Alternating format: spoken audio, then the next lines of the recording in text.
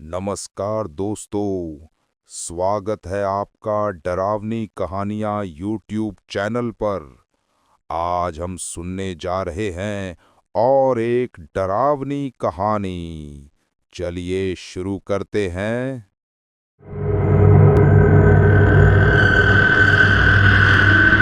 मेरा नाम डेविड हॉस्किंस है और पिछले 23 सालों से मैं अमेरिका के उत्तरी क्षेत्र में स्थित ब्लैक पाइन्स नेशनल फॉरेस्ट का फॉरेस्ट गार्ड हूँ। अब मैंने देखा है भालू के हमले, बर्फीले तूफान, गुमशुदा हाइकर्स, पागल शिकारी, सब कुछ। लेकिन एक ही रात मेरी जिंदगी में ऐसी चीजें लेकर आई कि मैं आज भी उस रात का नाम सुनकर कांप उठता हूँ।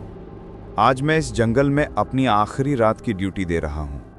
रिटायरमेंट की कागजी कार्रवाई हो चुकी है।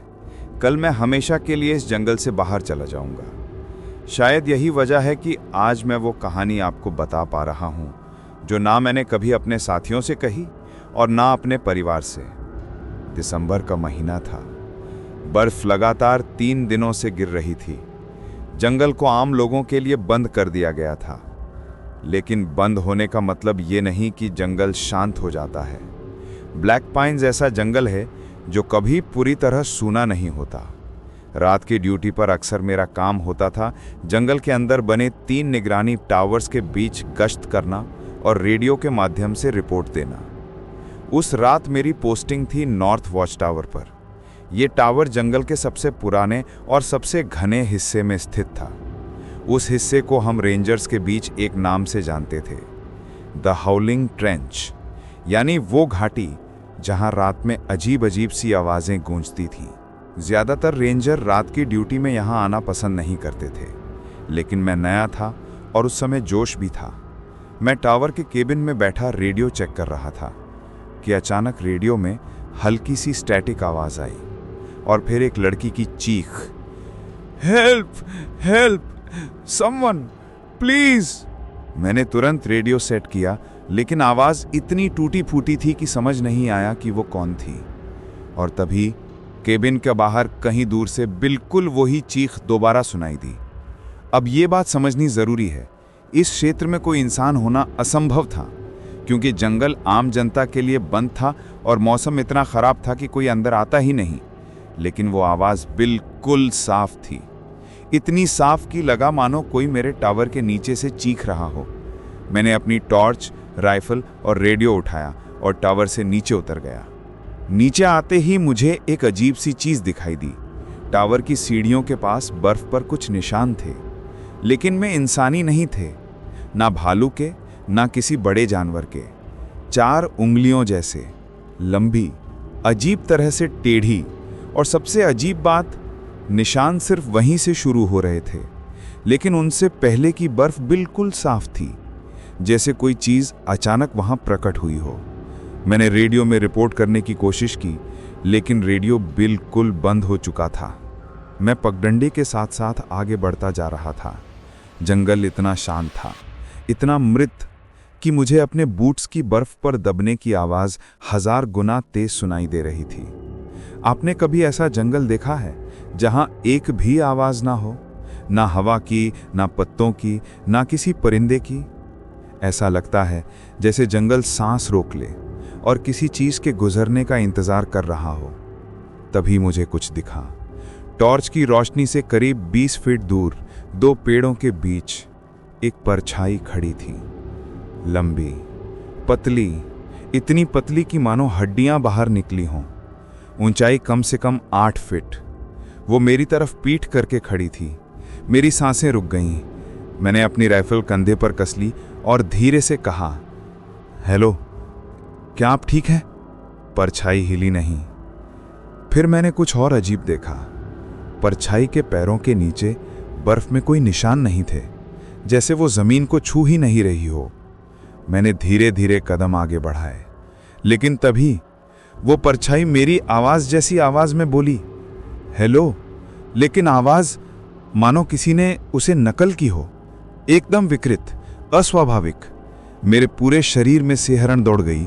मैंने टॉर्च की रोशनी उसकी पीठ पर डाली और वो धीरे धीरे ऐसे मुड़ा जैसे किसी ने उसकी गर्दन को खींचकर मरोड़ दिया हो। उसका चेहरा नहीं, चेहरा तो था ही नहीं, बस काले गड्ढे जैसी दो आंखें और एक लंबा फटा हुआ मुंह। मुंह में दांत नहीं, सिर्फ अंधेरा।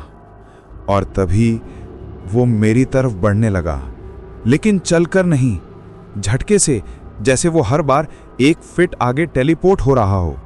मेरी टॉर्च अपने आप बंद हो गई। मैं भागा, जितनी तेज दौड़ सकता था। मुझे अपने पीछे कुछ सुनाई नहीं दे रहा था, लेकिन मुझे पता था कि वो मेरे पीछे है, क्योंकि जब भी मैं रुकता, जंगल की चुप्पी और भारी हो जाती। मैंने कैबिन के टावर तक पहुंचने की कोशिश की, लेकिन बर्फ इतनी तेज गिर रही थी कि रास्ता गायब हो चुका था। और तभी मुझे अपनी ही आवाज़ सुनाई दी। हाँ, मेरी ही आवाज़, पेड़ों के बीच से आती हुई। डेविड, यहाँ आओ, मदद करो। मैं जम गया। मेरे पैरों ने चलना बंद कर दिया, क्योंकि आवाज़ बिल्कुल मेरी थी, एकदम हूबहू। लेकिन मैं बोल नहीं रहा था। मैं किसी तरह भागता हुआ एक पुराना लकड़ी का कैबिन देख गया, शायद 1920 के दौर का छोड़ा हुआ रेंजर पॉइंट।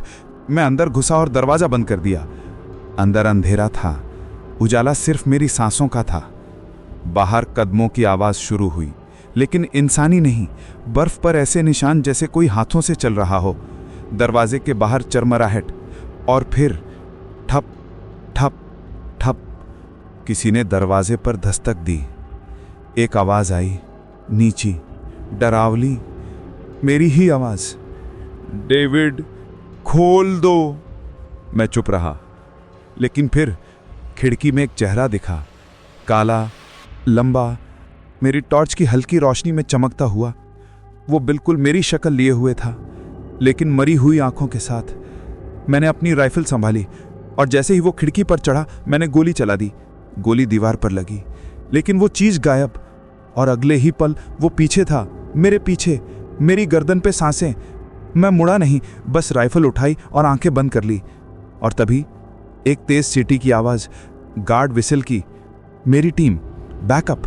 जैसे ही उनके टॉर्च की रोशनी आई, वो चीज़ हवा में धुंध की तरह गायब हो गई। मेरी टीम ने मुझे बेहोश पाया। कैबिन का दरवाज़ा टूटा नहीं था, खिड़की भी सही थी, आसपास कोई निशान नहीं थे। ऊपर से अदालत का ऑर्डर, जंगल के उस हिस्से को संरक्षित क्षेत्र घोषित कर दिया गया, और हमें सख्त चेतावनी दी गई कि उस इलाके में रात में कोई गश्त नहीं करेगा। मैं अपना स्टेशन खाली कर रहा हूँ। अलमारी से अपनी अंतिम डायरी और पुराना विसिल लेकर बाहर आया, लेकिन बाहर कदम रखते ही मुझे टावर के नीचे बर्फ पर वही निशान दिखे, 4 उंगलियों वाले, और उनके पास खड़ी एक लंबी काली परछाई मुझे देखते हुए। मैंने फिर उसकी आवाज़ सुनी, मेरी ही आवाज़। डेविड, आज आखिरी रात है, चलो घर चलते हैं। मेरा नाम एंड्रू कार्टर है, और मैं पिछले 23 सालों से अमेरिका के नॉर्थ कैरोलिना में स्थित ब्लैक स्पाइन नेशनल फॉरेस्ट का फॉरेस्ट गार्ड हूँ। 23 साल। अगर इतनी लंबी उम्र घने जंगलों में गुजर जाए तो इंसान बहुत कुछ देख लेता है। जंगली भेड़िए, घायल भालू, गुम होते पर्यटक, सब कुछ। लेकिन एक चीज़ ऐसी है जिसके बारे में मैंने आज तक किसी से भी बात नहीं की, ना अपने साथ काम करने वाले गार्ड से, ना किसी अफसर से, और ना ही अपने परिवार से, क्योंकि मैं मानना ही नहीं चाहता था कि वो वाकई हुआ था। लेकिन अब जब रिटायरमेंट का टाइम पास आ रहा है, मुझे लगता है कि शायद इस बोझ को उतारने का समय आ गया है। दिसंबर का महीना था। जंगल में भारी बर्फबारी हो रही थी, और प्रशासन ने पार्क को जनता के लिए बंद कर दिया था। पर्यटकों, हाइकर्स और कैंपर्स को अंदर आने की इजाजत नहीं थी। कम से कम कागजों में तो यही था। लेकिन हम जानते थे कि जंगल बंद होने का मतलब ये नहीं कि लोग अंदर घुसना बंद कर देते हैं। इसी बीच सूचना मिली कि 4 कॉलेज स्टूडेंट्स जंगल में घूमने आए थे, और 3 दिन से उनका कोई पता नहीं। हमें तुरंत सर्च मिशन पर भेजा गया। उस रात मेरी ड्यूटी जंगल के मिडनाइट आउटपोस्ट नाम के छोटे से पोस्ट पर लगी थी। ये पोस्ट घने जंगल के बीच में है। चारों तरफ इतने ऊंचे पाइन ट्रीज कि चांद की रोशनी तक कम पड़ जाए। मेरे साथ उस रात कोई और नहीं था। आमतौर पर रात की ड्यूटी में 2 लोग लगाए जाते हैं, लेकिन खराब मौसम और स्टाफ की कमी की वजह से मुझे अकेले ही भेज दिया गया। मैं रेडियो के साथ बाहर गश्त लगाने निकला। बर्फ बहुत तेज पड़ रही थी। मेरे कदमों की आवाज भी बर्फ में दब जा रही थी। और जंगल बहुत ज्यादा शांत था, हद से ज्यादा शांत, जैसे किसी ने उसकी आवाजें बंद कर दी हों। मैंने उसके बारे में पहले भी सुना था।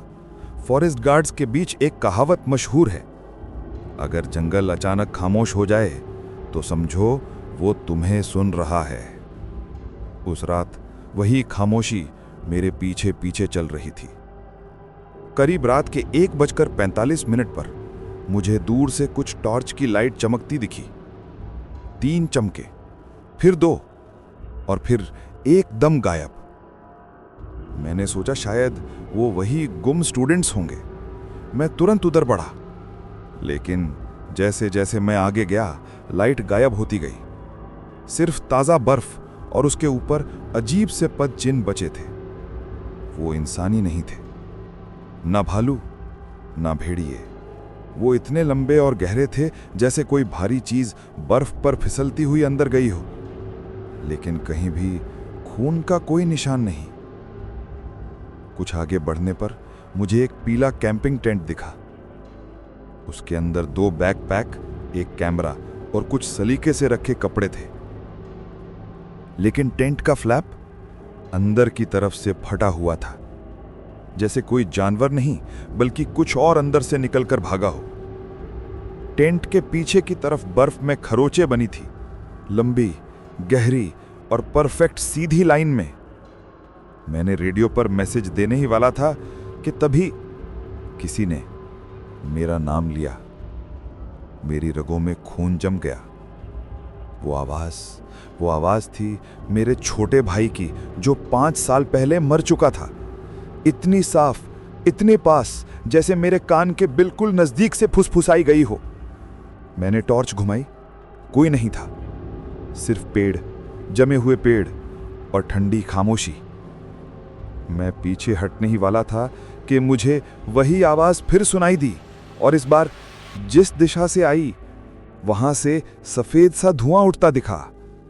उसको देखकर ऐसा लग रहा था कि वो किसी इंसान की आकृति बनाने की कोशिश कर रहा हो। मैंने रेडियो पर इमरजेंसी कॉल कर दी। करीब 40 मिनट बाद बैकअप टीम पहुंची। उनके साथ एक ट्रैकिंग डॉग हैरो भी आया। जैसे ही डॉग को टेंट के पास लाया गया, उसका शरीर कांपने लगा। उसकी दुम पैरों के बीच चली गई और वो जोर जोर से पीछे हटने लगा। ऐसा पहले कभी नहीं हुआ था। डॉग हैंडलर ने कहा, ये जगह ठीक नहीं है, ये डर रहा है बहुत ज्यादा। हमने 3-4 कदम और बढ़ाए थे कि अचानक जंगल की सारी आवाजें बंद हो गई। डॉग चीखकर बेहोश हो गया और मुझे ऐसा लगा जैसे हवा भारी हो गई हो। और तभी एक लंबा, काला, मानव आकृति जैसा, लेकिन इंसान न होने वाला सा साया हमारे सामने पेड़ों के बीच से निकल कर आया। उसकी लंबाई कम से कम 8 फीट होगी और वो चलता नहीं था, वो फिसलता था जैसे उसकी टांगें ही नहीं थी। उसके चेहरे की जगह सिर्फ एक खाली काला गड्ढा था, लेकिन मुझे साफ महसूस हुआ कि वो मुझे घूर रहा है। हम सब वहीं जम गए। सांस लेने में भी दर्द हो रहा था। मेरे पीछे खड़ा एक सीनियर गार्ड फुसफुसाया, कभी भी उसकी आंखों में मत देखना और आवाज मत करना। लेकिन मैंने एक छोटी सी गलती कर दी। मैंने टॉर्च सीधी उसकी तरफ कर दी। उसके बाद जो हुआ वो किसी दुष्स्वप्न से कम नहीं था। वो चीज मेरी तरफ झपट पड़ी। उसका शरीर हवा जैसा था, लेकिन उसका वजन ऐसा लगा जैसे पूरी पहाड़ी मेरे ऊपर गिर गई हो। मैं चीख भी नहीं पाया, बस मुझे लगा कि मेरी सांसें रुक रही हैं। और फिर अचानक सब गायब। हम बेहोश पाए गए। जब होश आया तो हम सब आउटपोस्ट के अंदर थे। बाहर फिर से सामान्य सन्नाटा, पंछियों की हल्की आवाजें। लेकिन एक बात बेहद डरावनी थी। हमारे कपड़ों पर लंबे हाथों के निशान जमे हुए थे, जैसे किसी ने हमें पकड़ा और घसीटा हो। लेकिन वहां बर्फ में किसी और के कदमों के निशान नहीं थे, सिवाय हमारे। वो 4 स्टूडेंट्स कभी नहीं मिले। उनका मामला आज भी अनसुलझा है। उसके बाद मैंने कभी अकेली नाइट ड्यूटी नहीं की, न किसी आउटपोस्ट में अकेले रुका, न कभी बर्फ में गहरे जंगल तक गया।